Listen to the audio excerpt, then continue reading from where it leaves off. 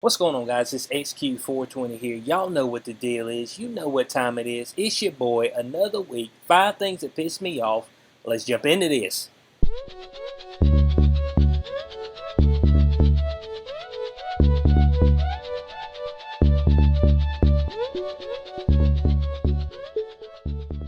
Alright, guys. Sorry about the delay. Got the new fresh mic. Things seem crisp. Bringing you another episode of 5 Things That Piss Me Off. If it's your first time here, don't hesitate to hit that subscribe button.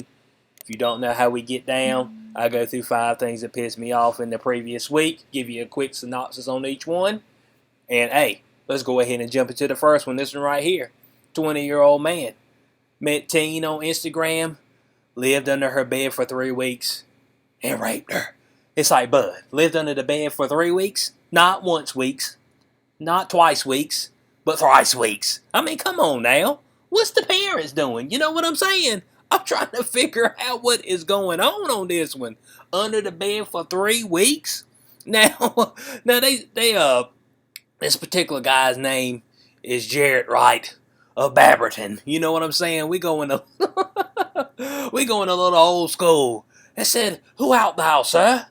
"Ah, I am Jarrett Wright of Babberton." It's like we giving the full breakdown. First, last name, in the city you from. That's the way I'm gonna start. That's the way I'm gonna start approaching people. What? Give them a full breakdown. But this happened out there in Cincinnati, Ohio. Man, 20 years old. And they said it's unclear if the two were in a relationship. Well, damn it, I hope they was, because if not, I mean, bud, the dude ain't gonna be living under the bed for 3 weeks. If they ain't in some type of relationship, she had to have known him or something. Now look, here's what I'm gonna say.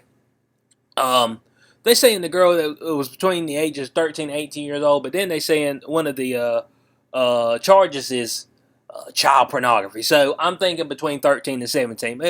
But here's what I'm gonna harken back to. What the hell were the parents doing? Where were you at? I mean, you sleep at the wheel, but you got a dude living under your daughter's bed for 3 weeks. I mean, did you notice any food missing? Did you notice any extra water or drink missing? Did you notice maybe there was a towel or two extra laying around? Did you notice a particular funk in the room? When's the last time you walked in the room? You see what I'm saying? Just leaving kids at their own devices. Do you know that your kid's alive? You know what I'm saying? When the last time you talked to him? Your boy wants to know the information. My God, but I'm gonna know if somebody in the house for 3 weeks. Hot damn, something gonna be different. I mean, you talking about attention to detail, both folks are slipping. They sliding. And they ain't no help for them. Bo, if they in there having sex, doggone it, and the man ain't washing, there's gonna be a particular funk in the room. You know what I'm saying? The funk of somebody who just got their bump and grind on. So I mean, dang, Bo, this is what pisses me off. I mean, it's the fact that the parents had no clue what was going on, and that dude in the house for thrice weeks. I mean, so yeah, were they in a relationship? They were in something, because otherwise, my man wouldn't have been able to slip through the window or against the front door, whatever he did, and then hide under the bed for 3 weeks. I mean, come on now, somebody gotta get more serious. First thing on the list to piss me off.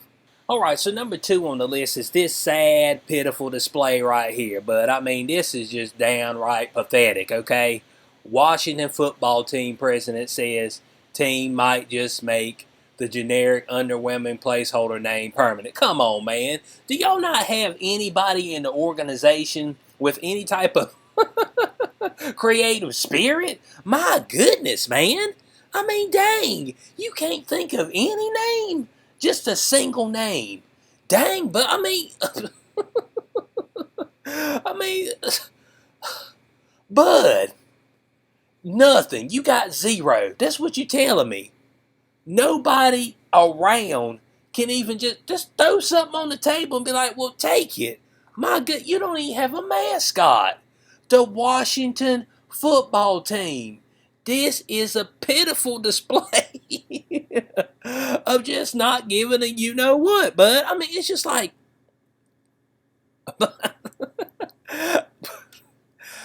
nobody. I mean, yeah, but I'm flabbergasted. I don't even know what to think. Now, of course, this comes off the off the heels of the Redskins being offensive. You know what I'm saying?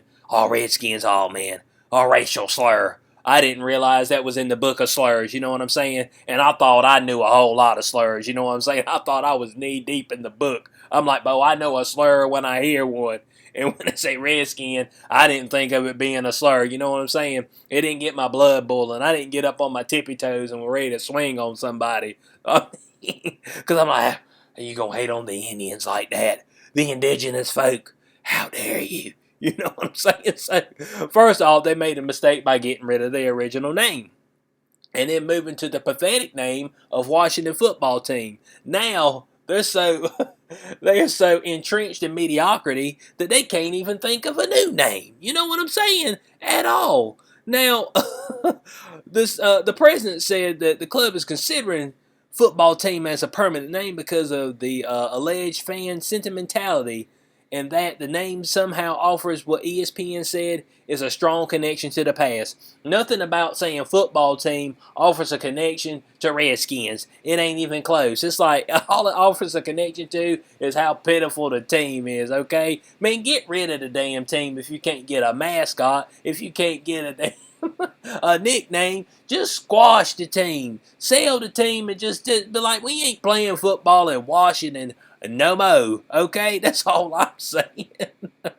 Oh my goodness, man. It's just dumb, man. I don't get it.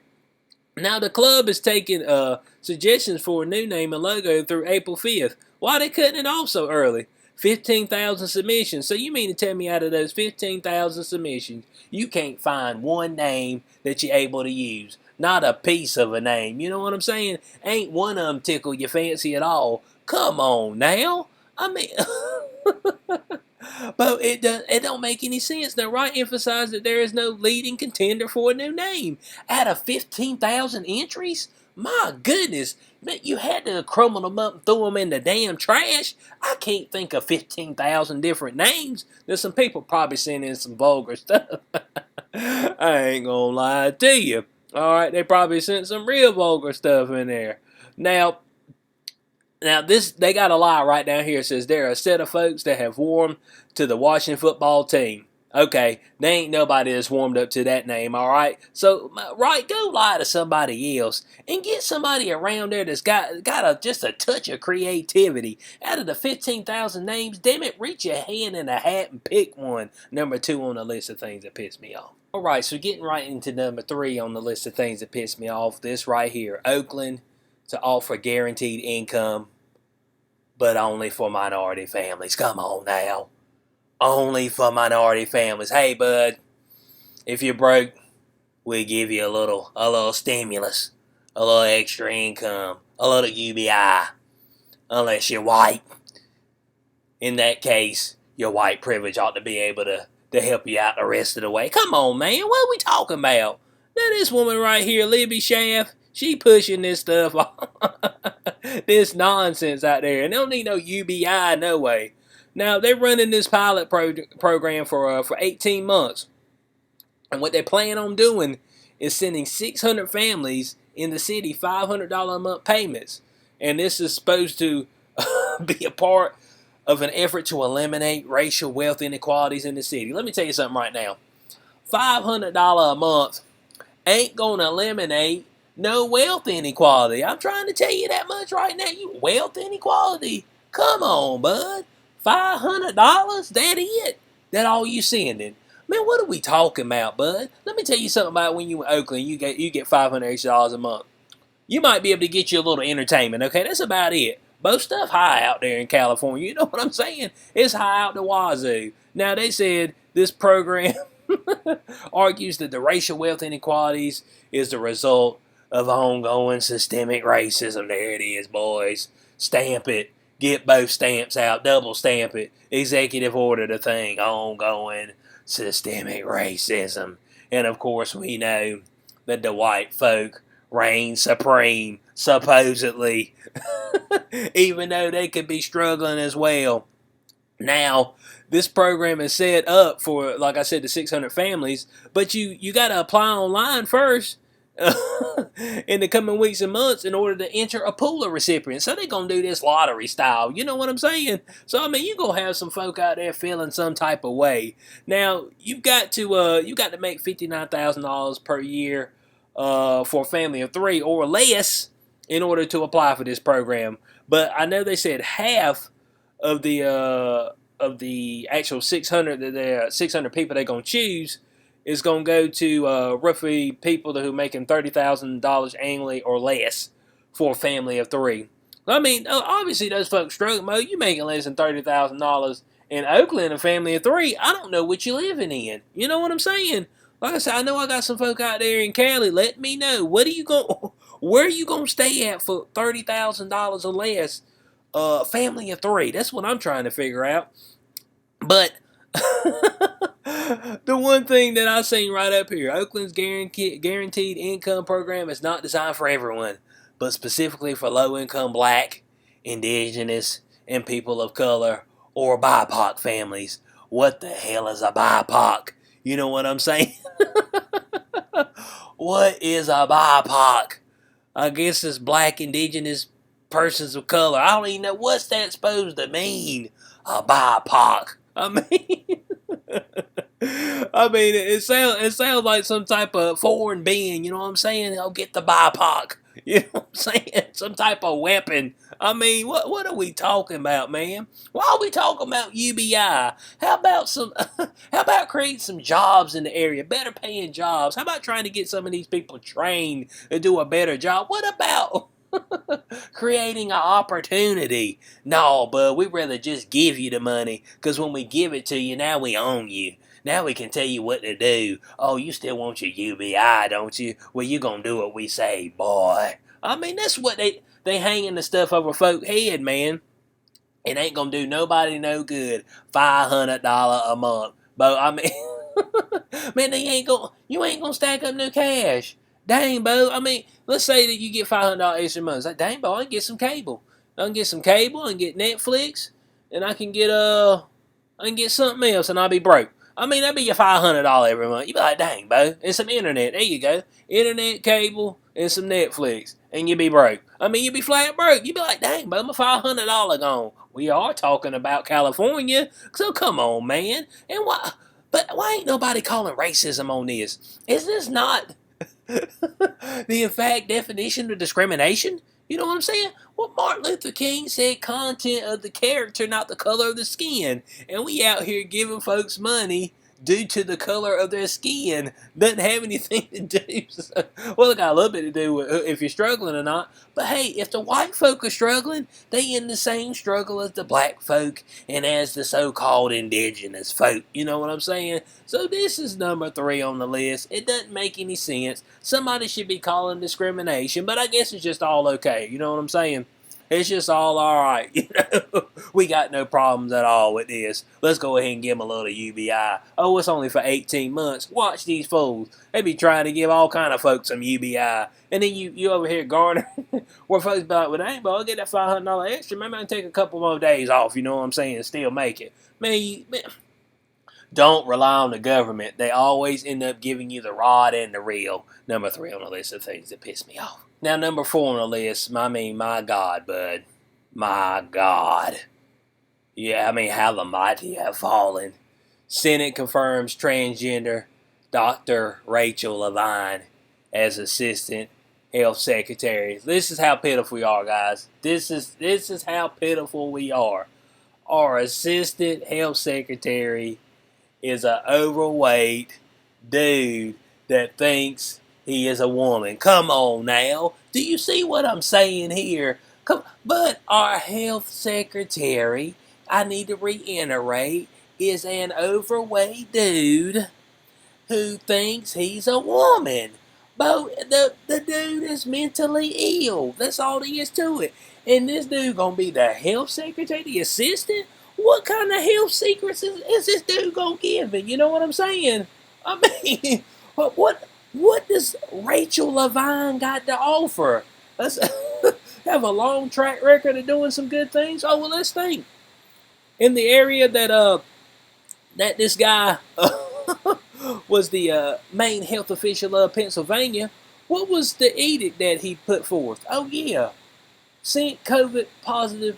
Ooh, I said COVID. Ooh, convid. Sorry, dude, calm down. Ooh, it's been a day or two. Convid positive patients into the nursing homes while he took his mother out of the nursing homes and the long care facility. Come on now. Hold on a second. Now, the person is supposed to be looking after our health sent folks with the COVID sick into the nursing homes. All right, so there it is. While he took his mother out. That's all you need to know, okay? And this is the person that we want to come out here. Oh, yeah, I'll tell you how to be healthy. I say, look, first, how about getting some mental health yourself? Because you ain't no woman. You a dude, okay? I mean, I'm just sorry. Now, on top of this particular person was also saying, oh, yeah, maybe we should give children puberty blockers. You know what I'm saying? Until they figure out what they want to be. What are you talking about? Why are you talking about hindering a child's growth? You know what I'm saying? Into puberty and all that stuff. Why? They are just gung-ho on making a whole bunch of kids transgender. What for? Damn, man. We've been doing all right before the transgender stepped to the forefront. You know what I'm saying? And they seem to be clapping the loudest. You know what I'm saying? They got a lot to say right now. And I'm saying, calm down, bud. And this is bad, man. And 52-48, it was close. You know what I'm saying? But it needed to be swung the other way. It needed to be about a few folk that are radical that voted yay, and then everybody else is like, hell no, man. You're talking about some health. What Rachel Levine gonna tell me to do healthy? Go get my free Krispy Kreme donut for getting my COVID shot every day? Come on, man. Cut the nonsense. Cut the shit. But that's what the U.S. is in right now.